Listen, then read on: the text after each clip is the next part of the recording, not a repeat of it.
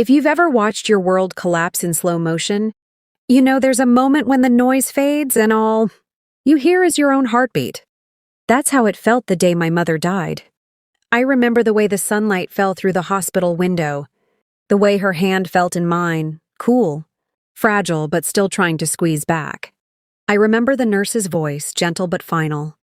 And I remember my father's silence, the way he stood at the foot of the bed, arms crossed, eyes dry. He didn't cry. He didn't even look at me. He just stared at the wall as if he was already somewhere else. The days that followed blurred together. There were casseroles from neighbors, awkward hugs from relatives I barely knew, and a steady stream of condolences that felt like apologies for something no one could fix. I tried to hold it together for my little brother, Jamie, who was only 12 and kept asking when Mom was coming home. I told him she was in a better place, but I didn't believe it. Not really. The house felt colder, emptier, like the walls themselves were grieving. My father changed almost overnight. He'd always been strict, but after Mom died, he became something else, harder, sharper, like a blade honed on grief. He started locking his office door, taking phone calls late at night, and snapping at me for the smallest things. I tried to stay out of his way, but it was impossible. Every time I walked into a room, I felt his eyes on me, heavy with something I couldn't name. A week after the funeral, he called me into his study. The room smelled like old books and whiskey. He sat behind his desk, a stack of papers in front of him. "Sit down," he said, not looking up. I sat, my hands folded in my lap. He slid a folder across the desk. "Your mother's will," he said. "I've already taken care of everything. The house, the accounts, the business, it's all mine now. You're an adult. It's time you found somewhere else to live." I stared at him, not sure I'd heard right. "What about Jamie?" I asked, my voice barely above a whisper. He shrugged. "He'll stay here. He's still a child. But you're on your own. Your mother isn't here to protect you anymore."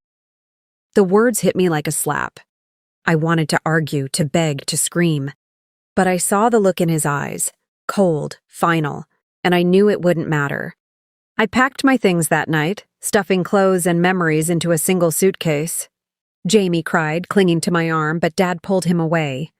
"Don't make this harder than it has to be," he said. I left without looking back. I spent the next few nights on a friend's couch, replaying everything in my head. I kept thinking about Mom's will, about the way Dad had rushed to take control of everything. Something didn't feel right. Mom had always been careful, always thinking ahead. She wouldn't have left me with nothing. I remembered her telling me, late at night when Dad was out, "No matter what happens, I'll always make sure you're safe." I clung to those words like a lifeline. 3 days later, I got a call from Mom's lawyer. "Mr. Patel." He sounded different, lighter, almost amused. "I think you should come in," he said. "There's something you need to see." I showed up at his office, nerves jangling. He greeted me with a warm smile and a cup of tea. "I'm sorry for your loss," he said, and I could tell he meant it. He handed me a thick envelope.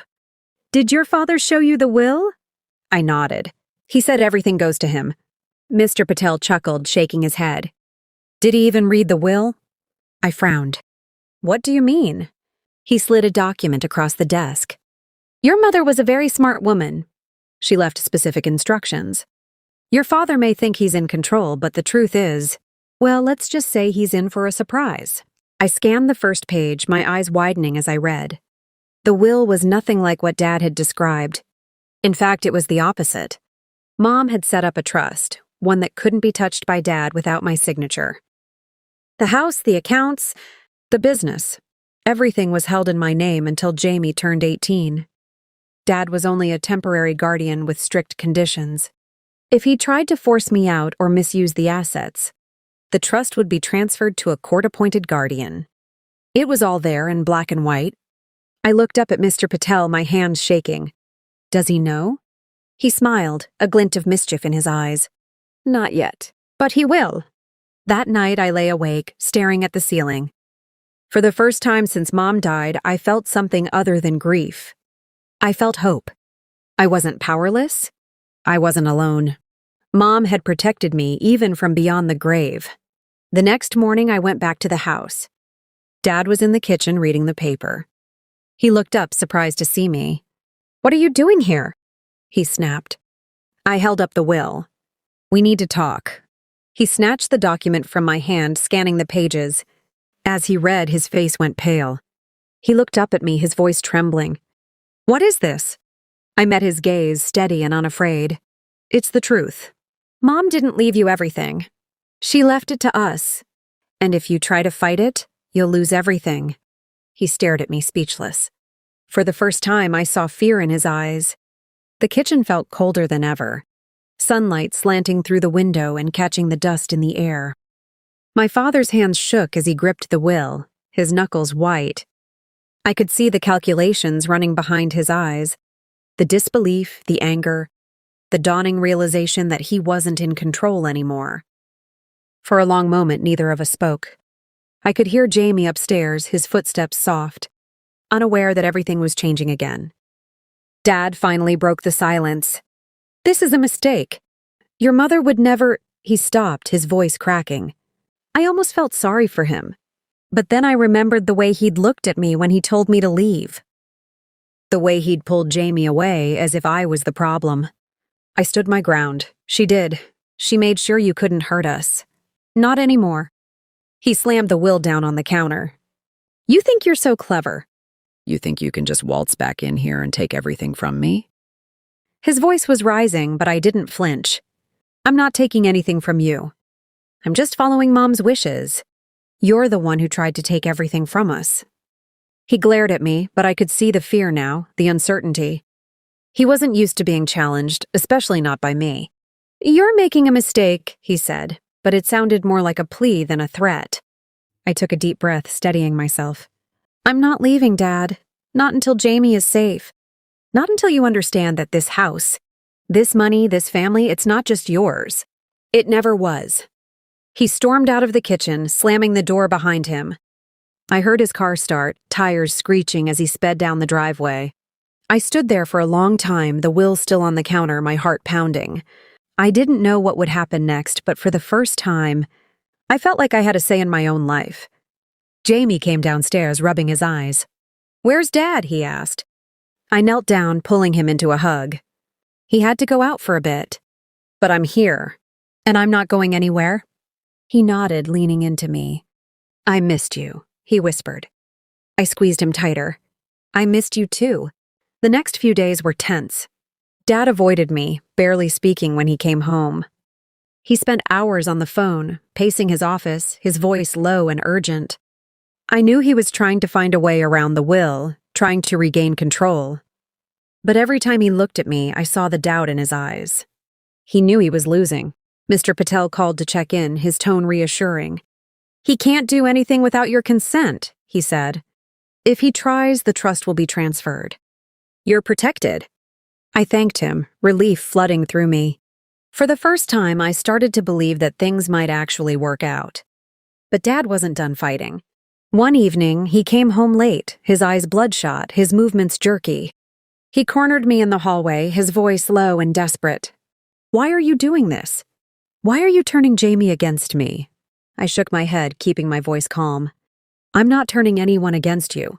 I just want what Mom wanted, for us to be safe, for Jamie to have a home." He stared at me, searching for something, weakness, regret, anything he could use. But I didn't give him the satisfaction. I stood my ground even as my hands trembled behind my back. The next morning, I found an envelope slipped under my door. Inside was a letter from Dad, scrawled in his messy handwriting. "If you want to stay, you follow my rules. No lawyers, no trust. You do what I say or you're out for good." I read it twice, anger and sadness warring inside me. He still didn't understand. He still thought he could bully me into submission.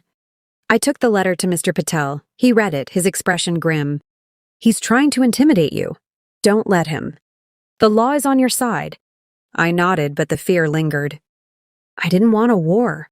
I just wanted peace. That night, I sat with Jamie in his room, reading him one of Mom's old bedtime stories. He looked up at me, his eyes wide. "Are you really staying?" he asked. I smiled, brushing his hair back. "I promise. I'm not going anywhere." He nodded, snuggling under the covers. Good, I don't want to be alone. As I turned off the light, I felt a surge of determination. I wouldn't let Dad win. I wouldn't let him take away the only family I had left. The next day, Dad called a family meeting. He sat at the head of the table, the will in front of him, his face set in stone. "I've spoken to my lawyer," he announced. "He says this trust can be contested. I'm giving you one last chance to walk away quietly. If you don't, I'll make sure you regret it." I looked around the table, at Jamie, at the empty chair where Mom used to sit, at the life we'd built together. I met Dad's gaze unflinching. "I'm not walking away. Not now, not ever." He slammed his fist on the table, but I didn't flinch. The battle lines were drawn, but I wasn't afraid. Not anymore. The days after that meeting felt like living in a house divided by invisible walls. My father barely spoke to me, and when he did, it was clipped and cold. Jamie clung to me more than ever, sensing the tension but not understanding its source.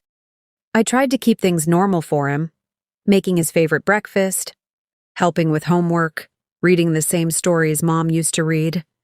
But every night after he fell asleep, I'd sit in the dark and wonder how much longer we could keep living like this. I knew Dad was still scheming. I'd overhear him on the phone late at night, his voice low and urgent, talking to lawyers and old friends. Sometimes I'd catch him watching me, his eyes narrowed as if he was waiting for me to slip up. But I didn't. I kept every document safe, checked in with Mr. Patel regularly, and made sure Jamie was never left alone with him for too long. I didn't trust what Dad might say, or do, if he thought he was losing control. A week later, Mr. Patel called. "Your father's lawyer reached out," he said. "They want a meeting. I think it's time." My stomach twisted, but I agreed. We met at Mr. Patel's office, the air thick with tension. Dad arrived with his lawyer, a man with sharp eyes and a sharper suit. They tried to intimidate me, to poke holes in the will, to suggest that Mom hadn't been of sound mind when she wrote it. But Mr. Patel was ready for every argument. He produced medical records, emails, even a video Mom had recorded just weeks before she died, explaining her wishes in her own words. Watching that video broke something open inside me. Mom looked tired, but her voice was strong. "If you're watching this, it means I'm gone," she said, looking straight into the camera. "I want you to know I love you. I want you to know I did everything I could to protect you and Jamie. Don't let anyone take that away from you. Not even your father." I wiped away tears, feeling her strength settle over me like a shield. Dad's lawyer went pale. He whispered something to my father, who just stared at the table, his jaw clenched. For the first time, I saw defeat in his posture. The meeting ended quickly after that. Mr. Patel assured me that the trust was ironclad. "He can't touch it," he said. "It's over." But it wasn't really over. Not for me. I still had to live in the same house. Still had to see the man who'd tried to erase me from my own family. But something had shifted. Dad no longer barked orders or made threats. He avoided me, barely acknowledging my presence. Jamie and I grew closer, finding comfort in each other and in the routines we built together. One evening, as I was tucking Jamie into bed, he looked up at me and whispered, "Do you think Mom would be proud of us?" I hugged him tight, my throat thick with emotion. "I know she would," I said. "She loved us more than anything. That's why she did what she did." A few days later, a letter arrived for me. It was from Dad. The handwriting was shaky, the words few. "I'm leaving for a while. I need to think. Take care of Jamie. I hope one day you'll understand." I read it twice, feeling a strange mix of relief and sadness. I didn't know if I'd ever understand him or forgive him, but I knew I could finally breathe. With Dad gone, the house felt lighter. Jamie laughed more, slept better.